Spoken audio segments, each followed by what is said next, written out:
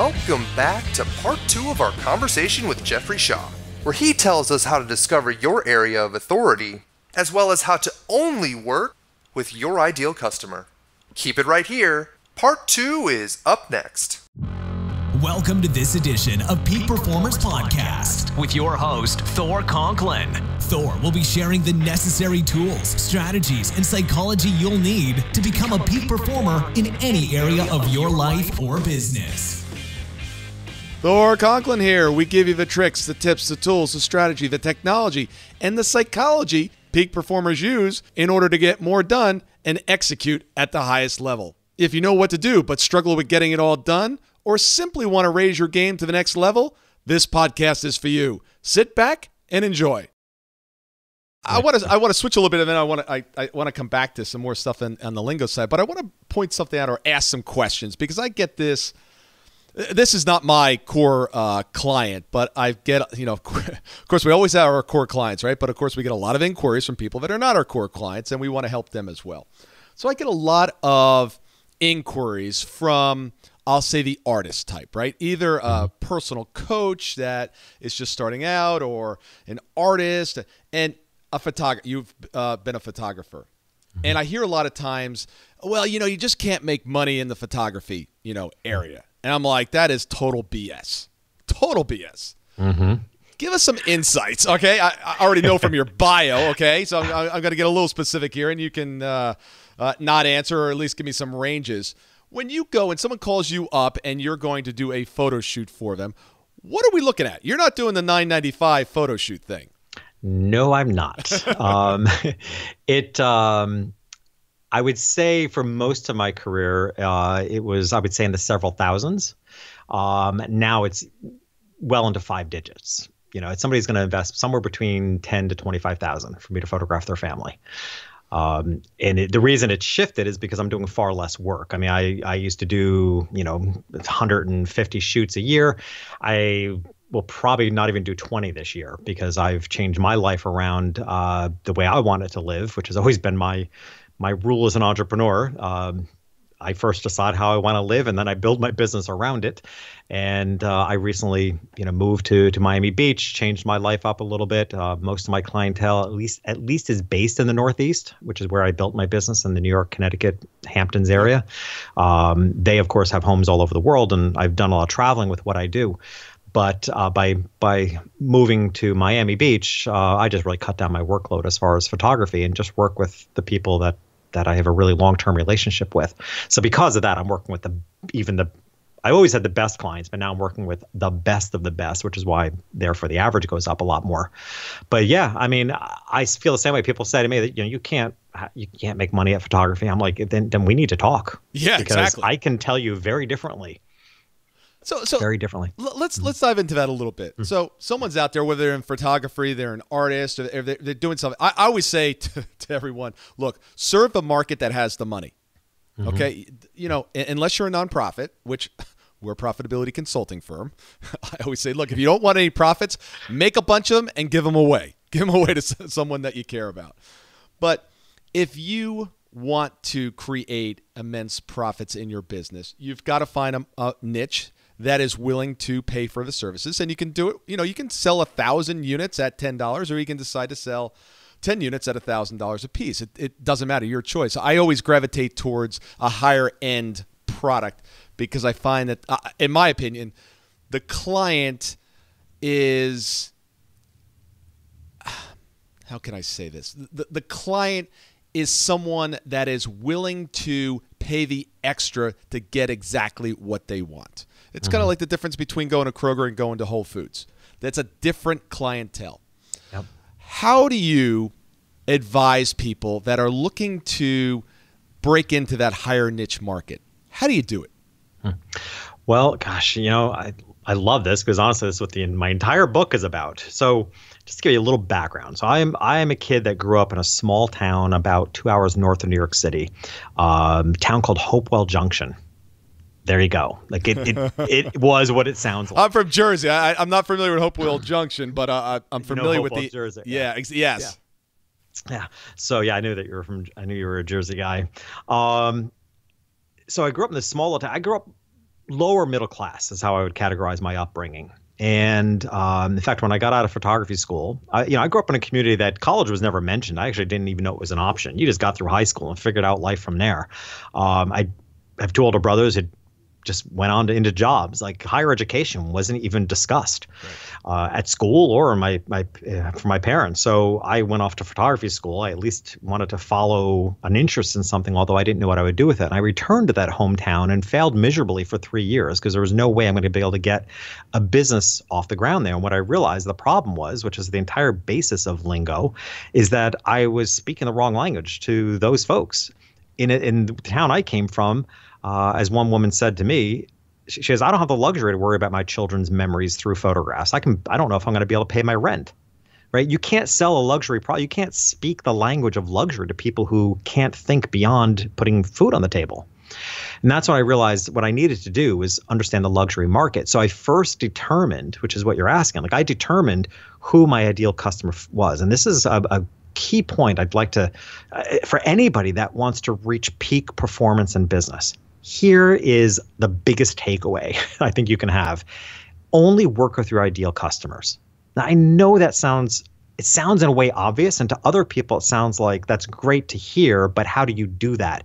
I am telling you, if you want the most efficient, peak way of running a successful business, only work with your ideal customers.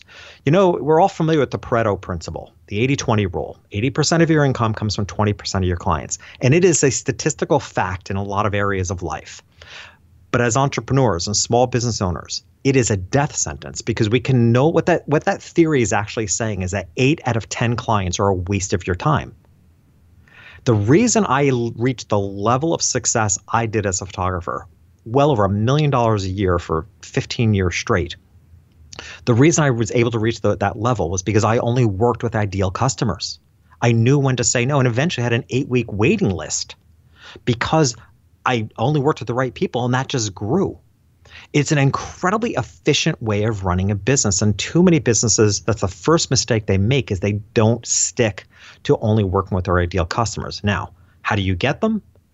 That becomes the next. That is literally the basis of this book. It's not just about attracting high-end customers, but the basis of Lingo is I don't care what market you're serving. You reach them by defining who your ideal customer is, learning what their secret language is, and then speaking that secret language through your branding and the way that you build your business in a way that your ideal customer, it's like one of the examples I give in the book, I think exemplifies this well, is that if you've ever been, and Thor, this could change your problem, have you ever been in a foreign country? Oh, yeah. Yeah. All right. So you're traveling in another country. Let's say I remember feeling this way in Venice. I don't speak Italian. So there you are on one of the boats on the canals of Venice, and there's a whole murmur. It's a lot of activity. Everybody's speaking Italian, and it's all white noise to you if you don't speak the language. And all of a sudden, someone speaks your native language, which for me is English. All of a sudden, that you hear that above everything else, right? It's because there's clarity to hearing things spoken in your language. That's what branding should be. That's what speaking the secret language of your ideal customer. But you first have to study them. And the book opens up, and the foundational story of the book is when I understood at 23 years old, I understood the world must work this way. So I made a trip into New York City, again, about 2 hours away, to Bergdorf Goodman, which is, if you're not familiar with it, you probably are, being from Jersey. Have you been to Bergdorf Goodman? Yes. Yeah. Okay, so you know what I'm talking about. It's an exclusive, one-of-a-kind department store. It's right smack in the middle of Midtown on Fifth Avenue, and yet huge numbers of people walk by it every day and don't even notice it, even though it's 7-8 stories high. People don't notice it because, if it's not for everybody. If it's not for you, you're not going to notice it. Right? But if that store is for you, you go in and it is a very unique experience. So I went in there at 23 years old and I studied the heck out of everything that went on in that business. I studied how they did business, how the staff spoke, how they dressed, how they communicated with their clients.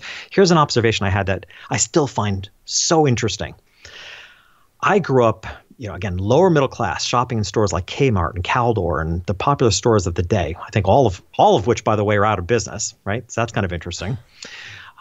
But the typical scenario in a lot of stores we see today, even Kohl's and Target, the cash registers are lined up like cattle corral. right? You have a lineup. It's amazing, and it's the first thing you see when you're walking a store. It's very interesting to me in the middle to lower range businesses that the actual transaction of spending money is so prominent. You walk in, the first thing you see are all the registers. You walk into a store like Bergdorf Goodman or a lot of other high-end stores, you can't find a cash register in Bergdorf Goodman. Right. You won't see it. Why? Because they don't want it to be a transactional experience. They want it to be a human experience. The cash registers are hidden behind merchandise. They're in separate rooms. They're around the corner. You don't see cash registers. So what is that telling us? That's telling us that in a high-end business, the focus is not on the transaction. It's not on the cost. It's also why, again, I was talking about pricing psychology. It's also why the prices of the merchandise is rounded off, right? $500, $1,000, not $995. Where on the lower end market, there's a whole different psychology. It's a different language. You've got the registers it's very cost conscious. This is where you're going to check out. This is where you pull out your credit card. This is what you're going to spend. It's going to be $19.99, right down to the 100th of a cent. Right? It's very interesting. And it almost seems like it should be opposite. People that in markets where there isn't as much money, there's a higher price consciousness. Where people in the markets, the higher end, where money is not an issue, there's far less consciousness about it. So you're really talking about finding that niche. And I know you talk about the new niche. Mm-hmm. What is that? This is probably the most controversial. I get myself in more trouble for this. Oh, good. I love controversy. And here's the thing, I mean this, is that if there aren't people out there that think you're controversial, if there are people out there that don't hate what you're doing, you're probably just walking down the middle. Yeah, I agree. No, this is the thing my whole career, because, hey, I'm a creative person. I've always been a creative thinker. I'm I'm an artist and a photographer, but what I love about business is the avenues for creativity that are available in business. So I'm just a creative thinker. And, like most people, and I think innately most people are creative, we want to create a lot of different things. And my biggest struggle in life has been people trying to put me in a box, right? So that's one of my most important things is just being in the world today is unleashing people from boxes, stereotypes, and judgment. So on a personal level, one of my biggest challenges was people wanting to fit me into a box. On a professional basis, the biggest challenge for me was this idea that you should find a niche. It drove me crazy. I'm like, but there's too many things that I'm interested in.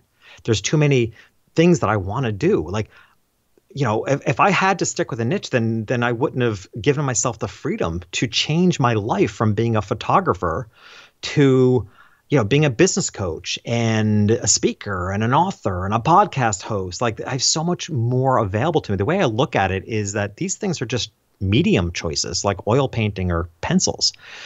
What I believe the new niche is, so it's no longer the old definition of niche was, find one thing to do and probably one group of people to offer that to. The new niche, as I refer to it, is defining what your space is. What's your area of authority? What's the area you could be known for? I consider myself to be the authority of helping entrepreneurs who need creative solutions in business. Right? Because traditional business models, traditional marketing just doesn't work. I cater to what I call uncommon entrepreneurs. Like, they're just doing something that's a little out of the ordinary. That's my area of expertise. So because of that, I can coach other coaches. I can coach artists. I can coach people that are developing technology. I can coach other podcasters. What's really cool about what I refer to as the new niche is actually, for the first time, an expansive business model instead of a restrictive one. Because the old niche told us to figure out one thing to do to one group of people. The new niche is discover your area of authority, become known for that area of authority. And it's got this weird effect that you suddenly realize, wow, there's a lot of different people in different ways that I can express that area of authority. I mentioned before about not wanting to talk about Apple, but it's hard to ignore Apple in this category, in this area, because their area of expertise is cool technology. They can create self-driving cars, music devices, computers, anything they want. They own the space, the area of authority around cool technology, and we're going to buy it all because they own that space. Make sense, dude? Oh, absolutely. I mean, look, if there are some people, no matter what Apple does, they're there. They're in line waiting to order this stuff. Yeah, it's like that's what I'm encouraging entrepreneurs to think about today. I think there's been too much stress on, and I'm not look, niche marketing and a niche mindset works for a lot of people, works for some people, it works for people probably a little more linear thinking. The problem is we live in a world with a massive number of squirrel chasing creative people. And we need those people. These are the people that are developing the most interesting things in business. These are the people that are going to hopefully change the world, and solve some of the big problems we have. We need creative thinkers. The last thing we want to do is put them in a box. I said before about the controversy I get on this. My Twitter profile says forcing creative people to focus on one thing blocks creativity. That's the headline. That's my profile on Twitter. And I must get 5 tweets a day, usually in favor of that. There's usually like 5 tweets a day. People are like, you're, speaking my language. That's exactly how I feel, but I have a fair number of people like, that's BS. Like you have to have a niche. You have to, and I'm like, that works for you. That's great, buddy. But the truth of the matter is we live in a world with massive number of creative thinking people who need a different way. And I believe the way is the new niche, this define your area of authority and give yourself the freedom to expand within it. And it's a much better business model too. You now can create a lot more diverse income streams that way. Well, and, over time, the niche also expands and pivots. What you went initially into business for starts to change. When you first went and did your photography, was your niche the ultra rich? Not at first. I mean, the first 3 because you couldn't get them, right? Right, because I went back to my hometown and they didn't exist there. But, and again, I think that's part of the reason, somebody asked me as I was writing this book, which is like the ultimate question for somebody to ask you when you're starting to write a book. It's like, well, what gives you the right to write? What gives you the authority to write this book? And I have to say, it definitely pushed some buttons for me because I don't have an education beyond high school. I have 30 years of entrepreneurial education. I'm a really smart guy when it comes to business, but I don't hold degrees, and all that stuff starts creeping into your insecurities when somebody asks you what gives you the right. So I gave it some thought, and I came back and said, I have a right to write this book because I have walked on the opposite sides of so many fences in life. More than you can imagine. I've lived on both sides of fences in so many ways. And one of them was, I had the luxury of growing up poor and serving the rich. I also had an incredibly niche business for many years as a photographer. I photographed wealthy families and their children on location in color, outdoors. Like, it doesn't get more niche than that. And that worked great in the 80s and 90s. But for one, it became a bit personally stifling. It's like, there's more to me than doing this one thing for just one group of people. It also became, I saw a market shift. When I started, as a lot of businesses did in the 80s, like promoting yourself as exclusive was very favorable. Well, come, 2000 and thereafter, saying you were exclusive actually meant there were other groups of people that you were excluding, which was no longer politically correct, right? And now, you want to be more of an inclusive business model. That doesn't mean you're for everybody. You're looking for your ideal customers. But you don't quite want to blatantly make it known that you're excluding people. So I think it's just part of evolving all the time and evolving our businesses and paying attention. I've always said I think my greatest strength as a business, and I think it's possible to develop it for anybody, is your level of empathy. Like how sensitive are you to even social changes? How is the world changing around you that you need to be sensitive to in the way that it can impact your business? And instead of being defensive about how it's affecting your business, how can you be proactive and take advantage of the way society is changing? And I think one of the ways the world is changing in business is that people are going to continue to demand a more deeper, profound connection than, hey, I get it. You buy cookies, where I go. Big deal. Do you know what's in my heart? That's what people are going to start asking. Do you know what's in my heart? Do you know what makes me tick? How can you make, what the phrase I use all the time is, people don't hire you because you're the best. People hire you because you get them and they get you. It's that getting one another that gets us the business today. Yeah, and so many business owners are separating themselves from their customers, and the extent of interaction might be an email. Yeah. And it's I don't think it's a winning strategy. No, and look, hey, emails, we're on the brink of not getting away. You and I were talking a moment ago about spam and emails ending up in spam. It's only going to get worse. The FCC is going to continue clamping down, rightfully so. So many things are about consumer protection, and it's getting harder and harder to get emails through. Why? Because people are still emailing in impersonal ways. People are still using CRMs for one-time mass marketing, right? Let me send one email to 20,000 people at once. At best merging their first name in. Which somebody sent me an email today that was actually funny because it was clearly an automated email, an auto response email, and they accidentally put their name as the salutation. Like they merged their name in the wrong, the recipient's name in the salutation of the email when the salutation should have come from the person who was sending it. And it's like, how does that even happen? But that's the problem with automation, like sloppy, coding. And the bottom line is this is no longer going to be tolerable. People, we all know when we get these big mass emails that at best some CRM has merged our first name in. Big deal, right? What we're starting to see is email list segmentation, so that, and I already my list is segmented. Like I understand the emotional profile of different clients of mine.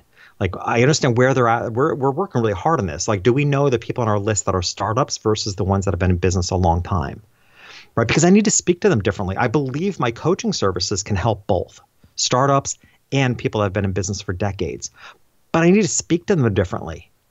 And that's the point of lingo and secret language is stepping up to that higher demand. And I think it's time we segment our lists based on people's emotions, not just their statistics.